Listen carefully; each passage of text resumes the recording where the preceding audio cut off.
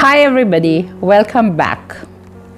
So as promised in my previous video, I'm going to talk about how to create an effective action plan. Before that, I have a question for you guys.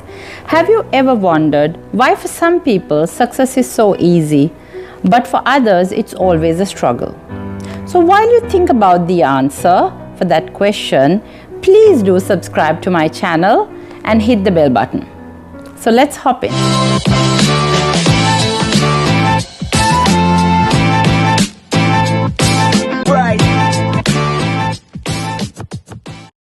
Today we are going to discuss about how to create an effective roadmap to success. So why do I call it a roadmap? I call it a roadmap because it gives you a set of directions on where to reach your destination or how to reach your destination. So in order for us to reach our destination in time, we need to make sure our roadmap is created in a systematic way. So I'm going to take you through 6 tips on how you can create this action plan or roadmap very easily. So if you've had time to think about the question that I shooted out to you guys, why do some people achieve success so easily while others it is a struggle? It's because most of the time they don't make a systematic action plan. There's a lot of videos on YouTube and lots of books to read, but somehow when people tend to make their action plan, it tends to be very vague and it is not very precise.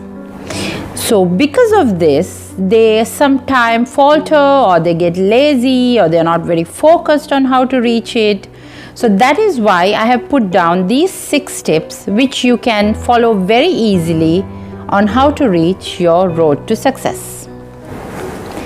So point number 1, brainstorm your ideas. Before you try to understand and set big goals, you need to figure out what you want to do and why you want to reach them. When I say what do you want to do, for example, I want to make $1 million, or I want to write a book, or I want to build a house. Ask yourself, why do I want to do it? I want to build a house. It's because I want to give a comfortable place to my family. I want to make $1 million, probably because I want to give myself an expensive education. So when you can align your goals of what you want to do to why you want to do it, then you add value to it. Point number 2, set SMART goals. So when I say SMART goals, what does SMART stand for? Specific, measurable, achievable, realistic, and timely. So when you make sure your goals are SMART, then it makes it possible to reach. So let's say an example of a SMART goal would somewhat look like, I want to write a book on how to help people achieve their goals by 2025. Now, is that a SMART goal? It is. Point number 3, do a SWOT analysis. So what is a SWOT analysis?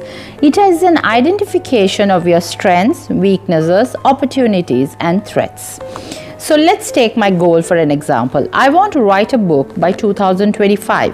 So in order for me to write my book, what are my strengths? Let's say I have good literacy skills, I'm very creative, and I can write very well. Then those are my strengths.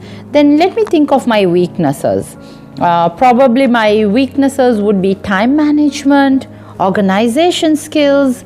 So then I need to see, by writing down a SWOT analysis, I'm able to see what are my weaknesses and what I have to work towards. So strengths and weaknesses are your internal things. So when I talk about opportunities and threats, I'm talking about external features. So when I say opportunities, now I need to think about what is the opportunity that I have in order for me to write this book. Maybe there is a demand for motivational books in the region that I live in, or probably my workplace demands for motivational theories. That's an opportunity. When I talk about threats, threats could be anything. Threats could be as simple as my child, an infant that I have to take care of. It is a threat as much as I love my child. Or it also could be the budgets that I have. That is a threat. My financial standing currently. So you need to look at your SWOT analysis to understand how you can capitalize on your goals. Point number 4, prioritize your goals. In order for you to prioritize your goals, you need to break them into smaller goals. So write down your goal, break them into smaller goals that is achievable, and prioritize them. Which one do you need to do first and which one do you need to do second? Again, going back to my example of writing a book, for me the first priority would be to identify a title for my book. Because by writing a title for my book, it gives me kind of an idea on where I want to go. So when you prioritize your goals, it gives you like an indications of what you need to do first and what you need to do last. Point number 5. According to your priorities, set your targets. By targets, I mean clear indications of deadlines. When you have deadlines, stick to them. Point number 6. Don't be discouraged. It's very important because usually when we set targets and when we are not able to achieve them on a specific time, we get discouraged and we get demotivated. So don't get discouraged. If you're not able to achieve your targets, look at them and identify why you were not able to achieve them. Was it because of something that you didn't do right, or was it because of a challenge? So when you are able to identify them, you will be able to overcome them. So do not be discouraged, but rather look for alternatives on how you can achieve them.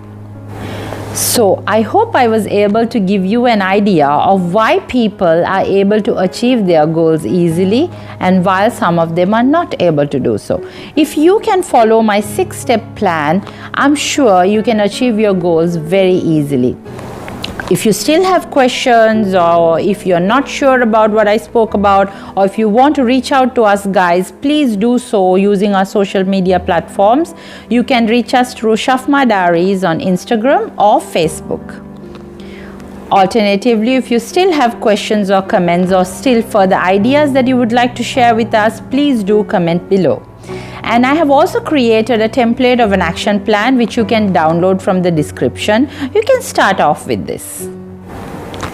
Thank you for watching us guys. Signing off, Mahdiya Farooq for Shafma Diaries.